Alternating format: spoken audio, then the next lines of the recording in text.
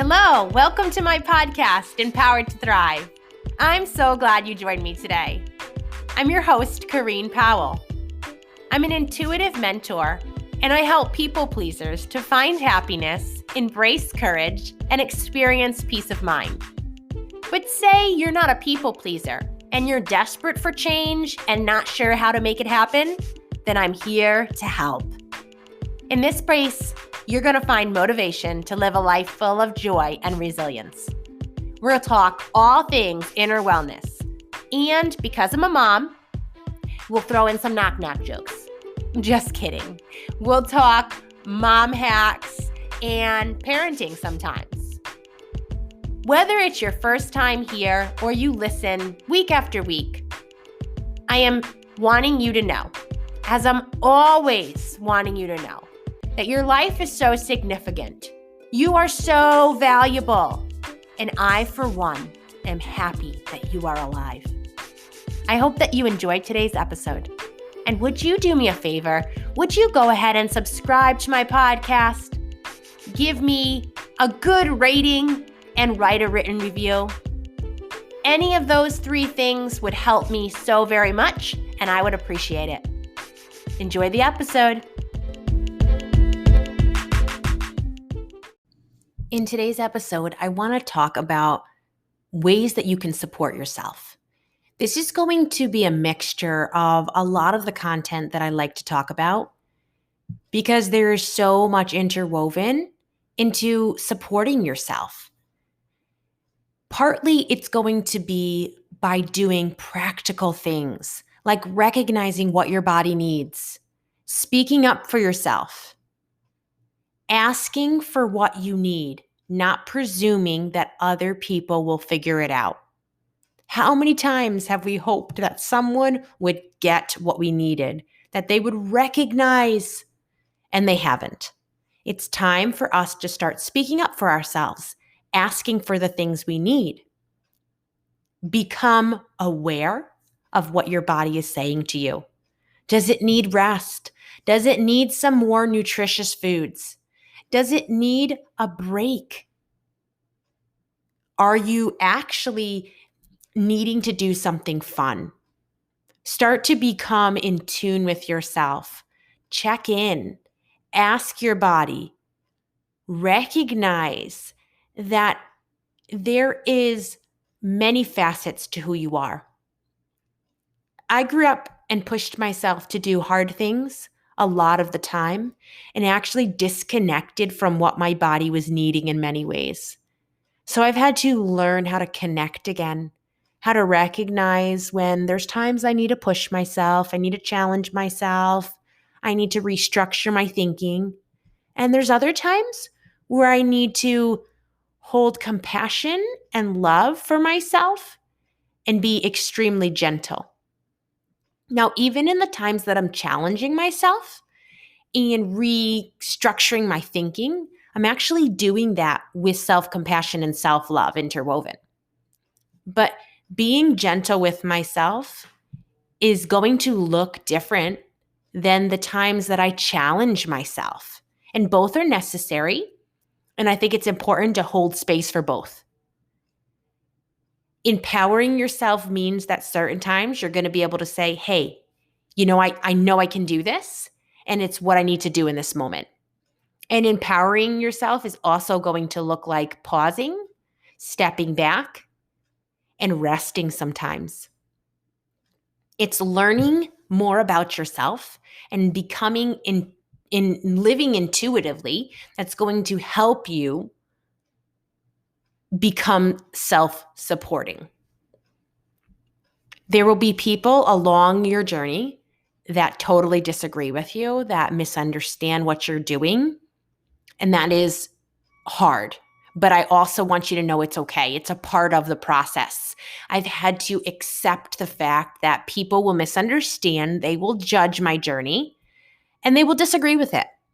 What is most important is that I embrace myself along the way, that I am confident in the direction I'm going, in what I want out of life. And when it boils down, you're the only person who lives within your body.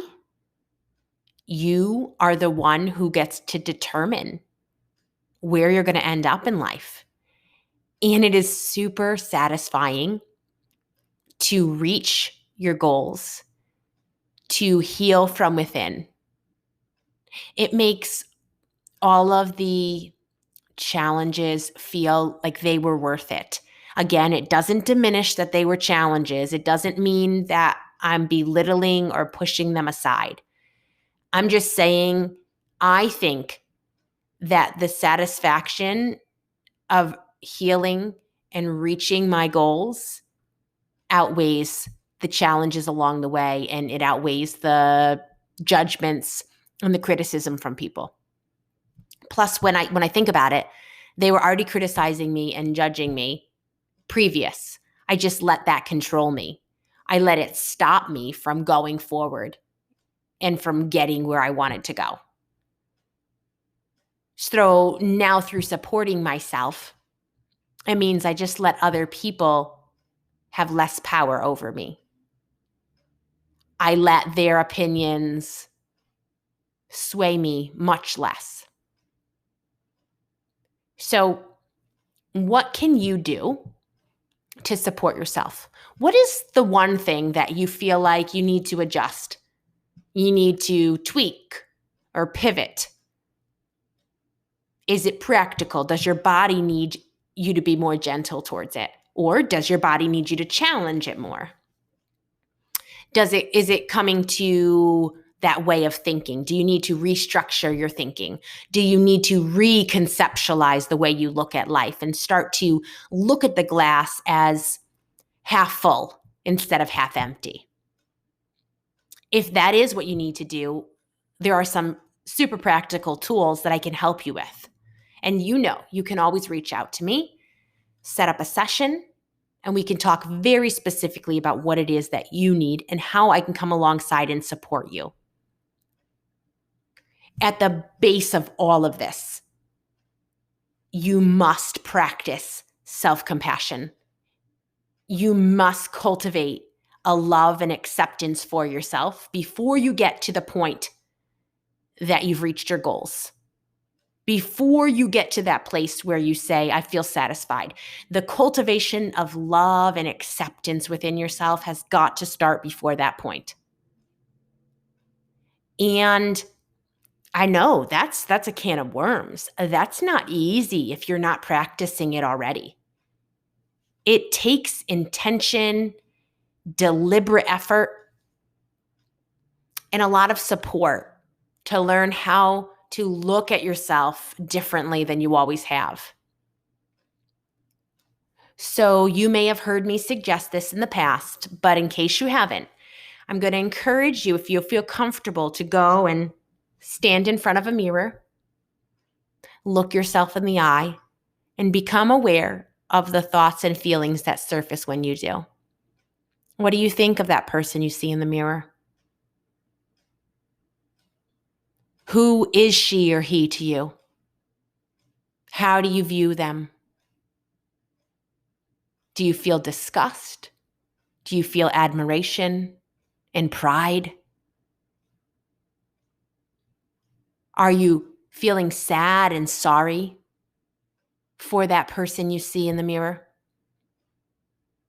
As much as you're comfortable, sit with those feelings and then start to have dialogue with yourself.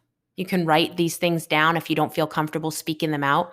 Expect that it's going to feel awkward the first time you do it, or the first few times, or maybe even longer than that. But first time we do things are usually awkward.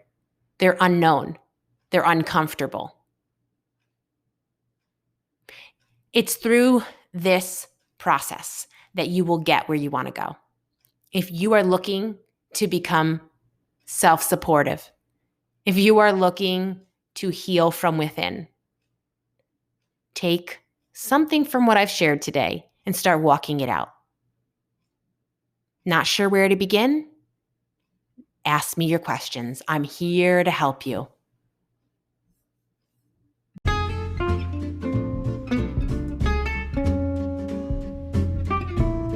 Here we are. We've made it to the end. What'd you think about what you heard today?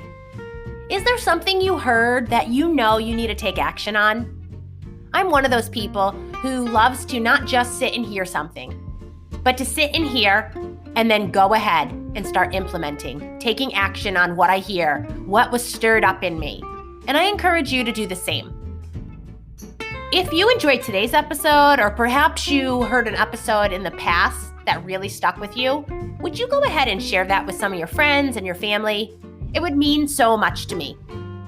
And also, if you want to connect with me, remember, you can always find me throughout the week on Instagram. I'm Kareen_Change Radically. Or you can email me anytime, Kareen@changeradically.com. I'd love to be in touch. And if there's any way that I can help you, please seek me out.